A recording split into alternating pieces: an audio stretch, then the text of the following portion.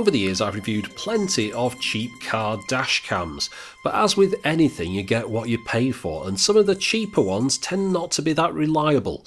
So I've spent a bit more on this one. This is the Mio MiVue 358, or MiVue, I'm not entirely sure, but it's the 358. It's the middle model in the range of the Mio car dash cams. The 388 has GPS and the 338 only does 720p. This one does 1080p, as you can see from the specs here. It's got a 120 degree wide angle lens. Dimensions and weights are at the bottom there as well, and some more specs here, but it's an H.264 MOV file format camera. Now let's just have a look at the camera itself. As you can see, it's actually quite small. In the box it comes with the camera, the charger lead as standard, and a little mount to attach it to your windscreen, which I'll show you later on. Oh, and some instructions which are no use because they're in Chinese.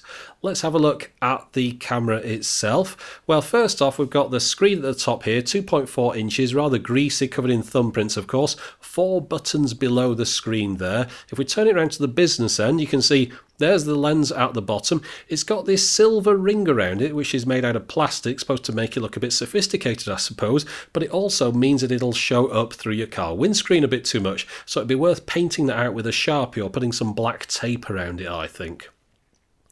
There's a speaker at the bottom left there, a microphone hole at the bottom right. These little indents here are what hold the thing into its mount that goes in your windscreen. I'll show you how that works later on. If we look on the sides of the camera, we've got a mini USB-B there, a mini HDMI out, and a little reset hole to the right in case the camera locks up for whatever reason.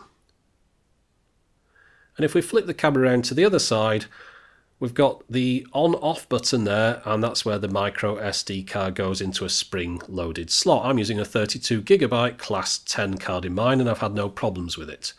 Now, the instruction booklets, as I mentioned, were all in Chinese. I bought this off eBay from China, so it isn't entirely surprising. What was a little bit surprising was what happened when I turned the camera on.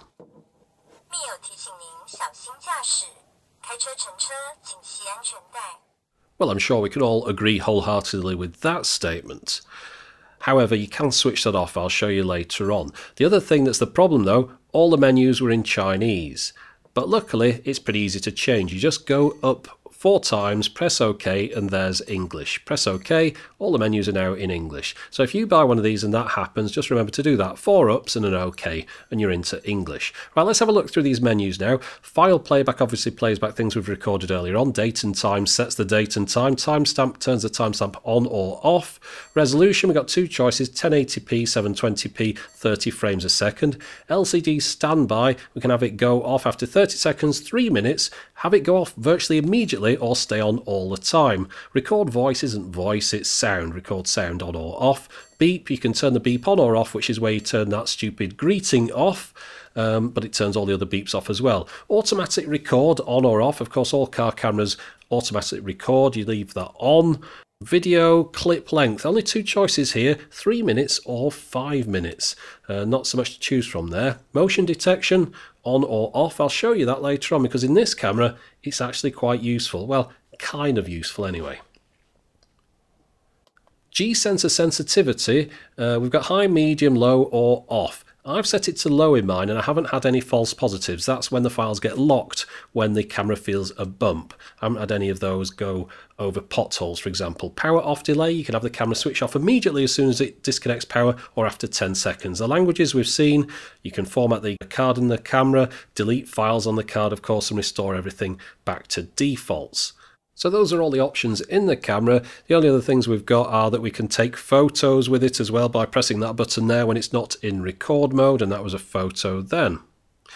And then all I've got left to show you is the playback mode. You press playback, you get into the menus, you can pick a clip, play it back with sound, nice and clear on the screen as well. And all you can do is play and pause and move on to the next one. Now I want to talk to you for a minute about the motion activation mode. This is going to take me a while, so I'm going to talk over the rest of the video clips to explain it. But basically what you do is when the camera is switched off or the power is disconnected and you've got the option switched on in the menus, the motion activation function comes on. And that tells you in 10 seconds on the screen there that it's going to start waiting for motion. Let's see what it captured in my garage.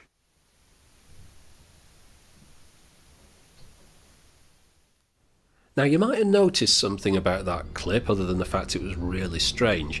It started recording before the lunatic came into the garage. Now how did it do that? Well, what it does, it sees motion and then goes back and keeps 5 seconds before the motion occurred. And that would be useful if your car was parked and somebody drove into it and drove off. You would actually see them driving into it and driving off rather than just the bit where they drove away after the motion. So that's a useful function. Now of course to do that it's going to be constantly looking and recording and rewriting over itself, and that means that the battery isn't going to last an awful long time in that mode. Unfortunately you only get about an hour's worth of motion activation mode after you've parked up. Now the way that this works of course is that your ignition switches off. You've got to have one of those cars where the power switches off and that turns off the ignition, and then when the ignition is switched off the camera knows that it's powered down and the motion activation starts. If you've got one of those ignitions that's constantly powered, it's not going to work properly with this. Anyway, talking about the clips we're looking at now, as you can see we're driving into the sun now and we're going under some trees. The reason I'm showing you this one is to show you how well the camera copes with conditions like this. But of course on a motorway like this, nice and sharp, very clear, you can see everything. The bitrate on this camera, it varies quite a bit. It's a variable bitrate, but looking at the files I've recorded, they go down to about sort of 9 and a bit megabits a second, all the way up to maybe 11.5 or something, depending on the conditions. And that's the same for 720p and 1080p as well. Now 720p has a wider field of view. I'm showing you some 720p footage now.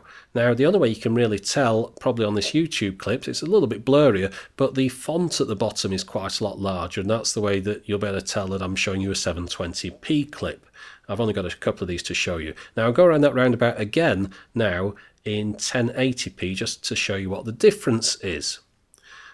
Now 720p does have a wider field of view, but it is a softer image. It's not 720p 60, it's 720p 30. So I prefer to use 1080p 30 on my camera. It's plenty wide enough and it captures sharper images, and therefore you're more likely to capture road signs and registration numbers and things. Now the camera's a little bit prone to showing compression, that's sort of blocking in the image. Nothing too bad, but I do notice it every now and then. If you notice any jerking in these video clips, by the way, anything that isn't smooth, again that's my editing package or YouTube. It's nothing to do with the original clips, and as always I've got some original clips, including this one I think, that you can download from my blog. There's a link in the video description. There's also a link in there if you want to buy one of these. Now I'll just show you again the difference between 1080p and 720. So this is what you see in 1080p mode, and this is what you see in 720p mode. Now I also took a photo with this, it's the only one I've taken. I'll just show you that now to show you what that looks like. As you can see it's a 4:3 ratio and it uses the full frame of the sensor. Now I'm going to show you what it looks like in lower light. This is early in the morning, and I'll also shut my stupid face for a minute so you can just have a listen to the soundtrack.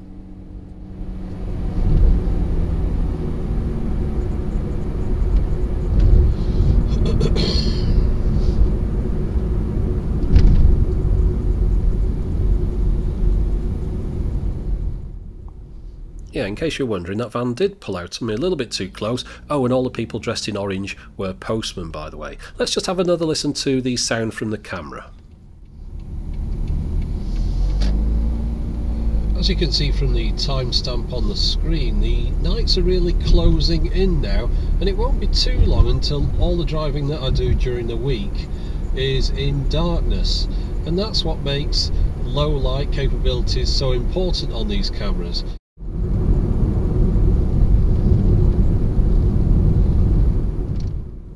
I don't know if you could hear that little bit of interference on the soundtrack there. So it sounds a little bit like electronic crickets.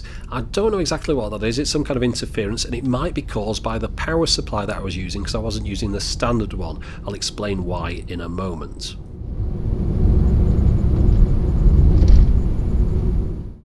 But first, let's investigate this mounting that comes with the camera.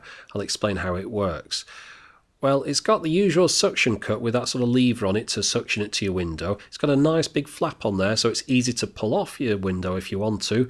And it's got this kind of ball joint which enables you to move it in all directions, well, not all directions, quite a few directions, and then tighten it up with that nut there.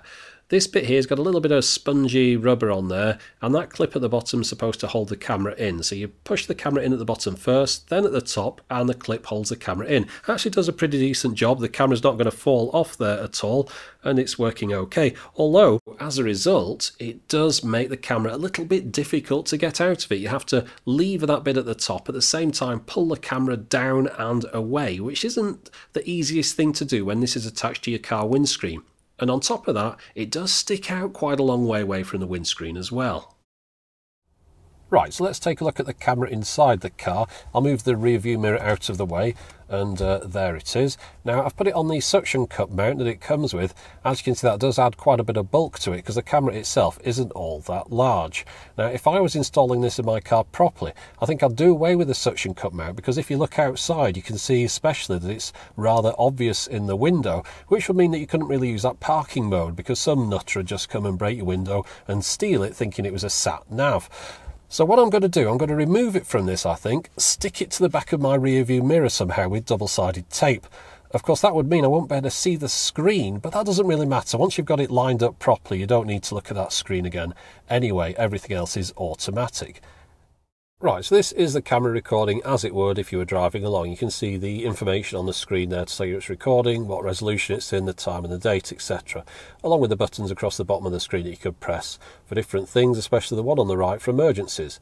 Now you'll see the screen has gone off because I've set it to go off after 30 seconds, although there is that red light flashing at the top left corner which shows that the camera is still recording. Now anytime you can bring it back to life or put the screen on by tapping any button and the screen will pop back on for another 30 seconds. Right, so the ignition's off now. This is as though I've stopped driving the car. Now see here, it says press OK key or power off to enter motion detection after 10 seconds. So if I press the OK key at the bottom right there, it would completely power off, but I'm not going to do that. I'm going to let it go into the motion detection mode so that you can see what that's like. Right, now the screen comes on. Again, I've got it set for 30 seconds, so it'll be off in a bit. The indicator on the left there shows you how much motion the camera's seeing. For example, if I put my hand there, you'll see that green indicator going up to trigger the motion detection. And it's also started recording now, as you can see on the screen. And then it's stopped again now because it's got no more motion going on. The motion activation mode works with the screen off as well. The screen doesn't have to come on when it senses motion. You can see at the moment there's a green light at the top of the camera. It's actually sensed motion now and it started recording. As you can see, the red light is flashing. And that'll just be because the trees outside have started moving a little bit in the wind. Now remember, at the beginning I thought this camera would be more reliable than some of the Chinese ones I've tested, but it turns out that this was dead in the box. I thought the camera wasn't working, but it was actually the charger lead for it.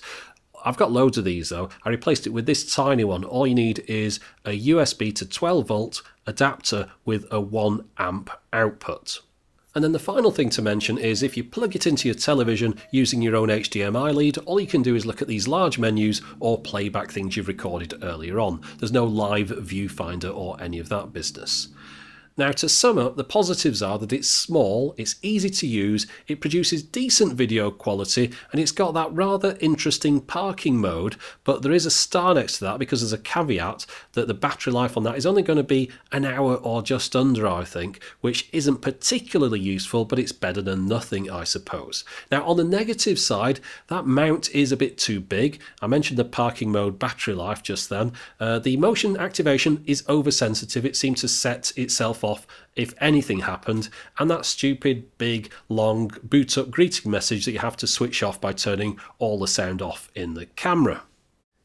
Now if you want to buy a Mio 358, you can click the links in the video description. I've seen prices on there as low as about £100, which is $160 US. There's also links to downloadable clips on there, but if for some reason you can't click in there, just go to techmoan.com and you'll find all the stuff about this camera as well.